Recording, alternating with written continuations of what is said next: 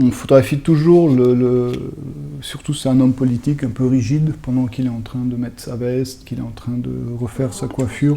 C'est toujours l'instant, c'est Robert Frank qui disait, je photographie juste après l'instant décisif. Et c'est toujours avant ou après. La photographie, pour moi, est tout simplement une manière de m'ancrer au présent. Et à partir de là, je fais de la photographie pour justifier mes voyages. Le voyage fait vraiment partie des gènes familiales. Mes deux arrière-grands-pères sont partis du Havre, ils ont fait le voyage à New York, en bateau. Toute ma famille, à un moment, a dû migrer pour pouvoir gagner ce fameux pain quotidien.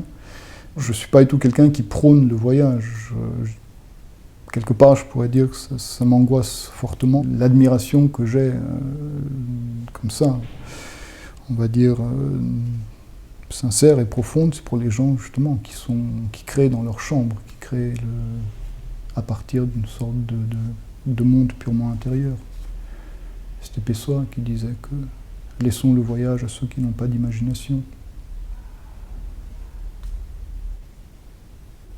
Je suis né à Paris, j'ai eu toute une éducation française, mais en même temps, je suis né de parents qui sont slovènes, de l'ex-Yougoslavie, j'ai passé mon enfance là-bas, donc on va dire, plus que l'Europe centrale, ce sont les Balkans qui pour moi sont tout de même au cœur d'un questionnement.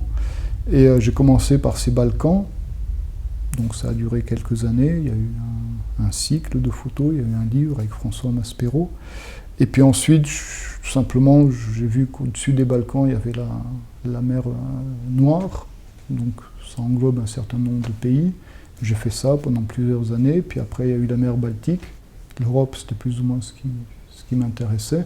Puis après, de manière assez évidente, j'ai bien sûr la Russie, l'ex-Union soviétique, puis la Chine. Donc je dirais que ça se construit vraiment de pas à pas, de manière assez évidente. Il y a une sorte de conscience, je dirais, géopolitique, si on emploie des grands mots, mais dans les images, il n'y a aucune tentative de démontrer quoi que ce soit, ou de convaincre qui que ce soit. C'est vraiment une vision très distanciée.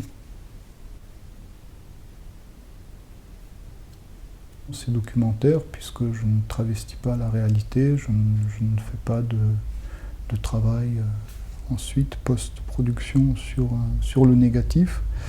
Mais c'est aussi, je dirais, une réalité qui est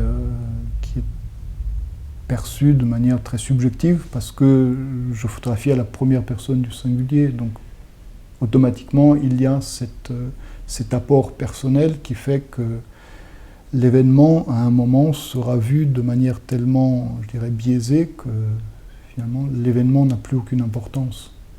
Donc oui, documentaire, bien sûr, même, mais pas dans le sens reportage.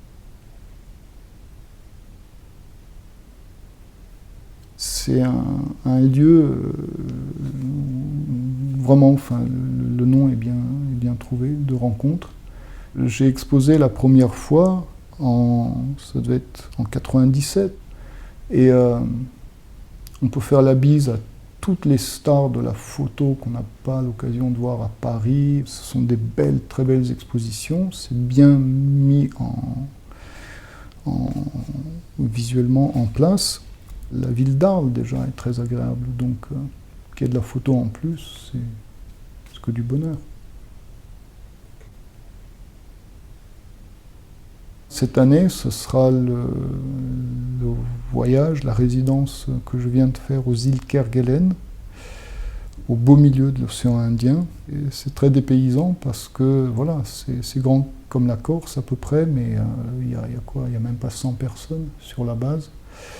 Et il y a du vent, beaucoup de vent. Il y a une sorte de paysage lunaire, donc c'est volcanique, donc c'est tellurique, c'est puissant. Et il n'y a rien, et c'est un rien qui se donne progressivement. J'ai fait un peu moins de 200 pellicules, et je pense qu'au Au final, il doit y avoir entre 40 et 45 photos.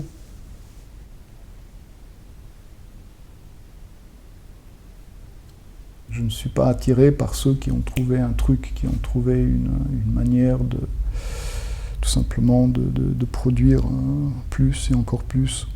J'ai appris justement là-bas au Kerguelen que Sergio Larraín était mort. Par exemple, c'est un photographe que je respecte, que je regardais. J'aime beaucoup aussi les photographes qui montrent peu, et en général les artistes qui montrent peu. Et je préfère les artistes qui vont vers la réduction.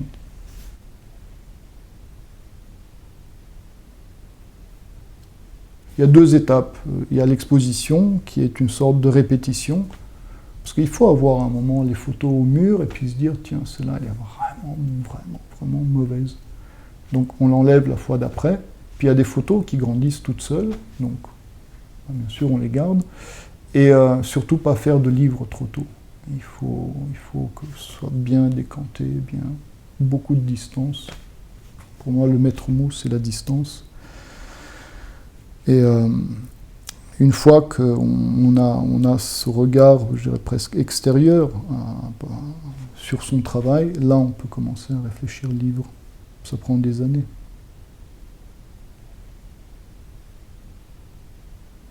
Personnellement, je ne regarde qu'un ensemble d'images, jamais une image. Quand je vois une bonne image, ce qui me semble bonne, je veux tout de suite voir l'ensemble. Et on peut avoir de la chance sur une image, mais on n'a pas de la chance sur 10. Ou alors il faut jouer au loto tout de suite.